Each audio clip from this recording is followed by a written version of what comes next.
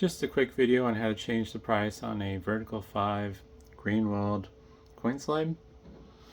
And I have this outside of the unit just for easier demonstration. This is pulled from a Vend Rite soap dispenser. And what you'll need to do before you change the value is you want to remove the big spring, and be careful since it is a spring and contains energy, but you'll pull up, lift it up off this tab, and then there's another little tab that's hooked on. When you release it, it'll probably just fall off in most cases. Make sure you set that somewhere where you don't lose it. This other one you don't have to worry about so much, since all it does is works with the flap. Once you remove that spring, you're going to want to fill the slots with all the quarters it takes. In my case, it's just one. And you'll push this all the way forward until the quarter goes through. And you want to leave it in this position. The reason why you took that spring out is so you get to these two screws here. And what these screws do is they hold down a plate that holds down these blanks that prevent you from putting more quarters in than you're supposed to. So you'll want to remove these two screws, and that will require a number 2 Phillips. They're in pretty tight. And once you remove them, there's a plate in the back that will more than likely just fall out. I caught it with my fingers, but you want to take note of how that plate goes in.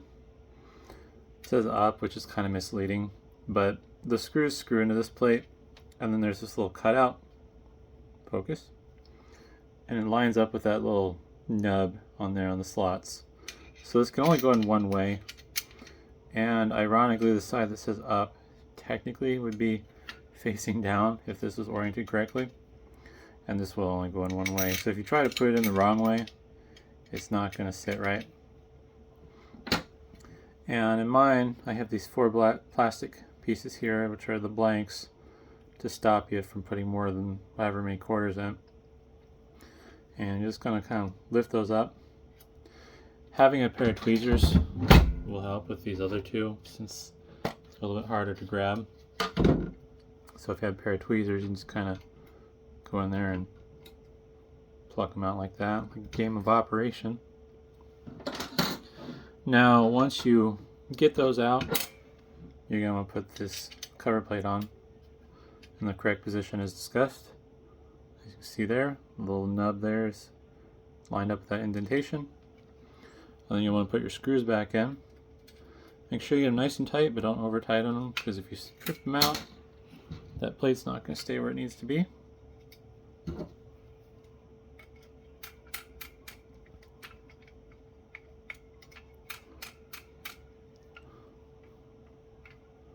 Oops. And once you get that plate back into place, now this device will require 5 quarters, which I didn't think to have on hand. And then from there, it's just a matter of getting the spring back in place, which can be a little tricky. You have to kind of feed it through and under. As you can see, you hook it on. Once you get hooked on, keep a little tension on it so it doesn't slip off. And you just kind of stretch it out and put it over like that. And in theory, should work. I would cycle it a handful of times after you have done that change, just to make sure everything operates smoothly and the quarters are falling out and all that. But yeah, next I'll show what it looks like if you're doing it with this inside the unit still. Alright, so now I'm at the unit here with the coin mechanism still in it. I don't have it wall mounted, but I have this precariously sitting on a table, and I'm going to pretend it's wall mounted. Get the right key here. Oop. I had the right one the first try. So you're going to open this up. There we go. And same deal as before. Get a better shot. You're going to want to remove the big spring. So lift up till it passes this tab, and then just let the other end kind of fall off, and don't lose this. I'm going to put it in the coin holder. And this one's configured for 1/4, so I'm going to put 1/4 in there, push it up. Now, since you have it in the thing, you're relying on gravity to help you. You might want to find a way to wedge this up or have a friend hold it for you. And then you're going to remove the 2 screws that hold that plate into place. And, oh shoot, I went to the floor. While you're removing the screws, make sure you have your hand or something on that back plate so you don't lose it. And I need to retrieve the screw I just dropped. I would definitely make sure you have a magnetized screwdriver tip so you don't lose the screws. But so I've removed the little locking plate that's held on by those 2 screws. And now you have to be able to get to those blanks. We'll see if I can get the camera in here. Don't have enough hands. I want to fix the angle here. Alright, that's the best I can do. So I kind of want to have to look at this from a sideways angle, but you'll remove the blanks as so, and same deal. Probably would want some tweezers on hand. I forgot to grab those with me. See if I can fiddle out. Actually, no, I wouldn't be able to do that. I was gonna say you might be able to poke them out through the 1/4 slots, but you'd have to take the mechanism apart to get to that easier.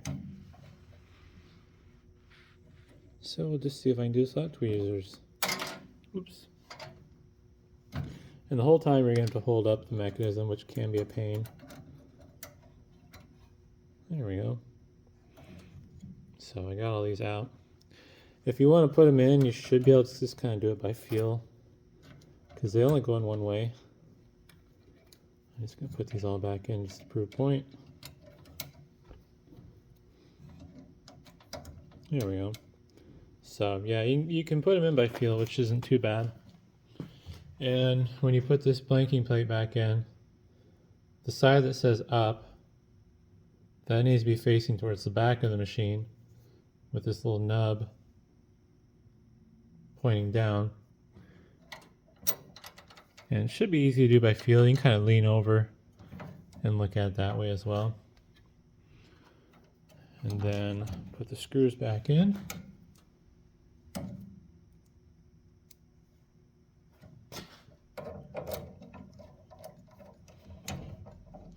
Make sure they're tight, but not too tight. Uh-oh, gonna lose that screw.